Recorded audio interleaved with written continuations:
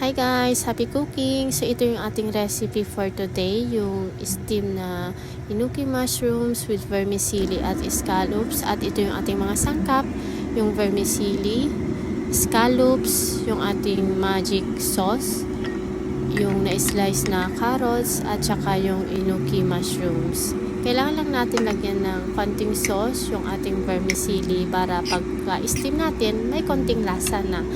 Tapos, ilagay naman natin yung ating mga inuki mushrooms. So, lately, laging steam yung aking mga niluluto. Yun nga lang, magkakaiba sila ng recipe. So, ayan, ilagay naman natin yung ating carrots para naman may konting kulay yung ating i-steam. And then, isunod natin yung ating scallops. After nyan, ibuhos din naman natin yung ating ginawang magic sauce. And then, ready to steam na. At i-steam lang natin ito ng 8 to 10 minutes.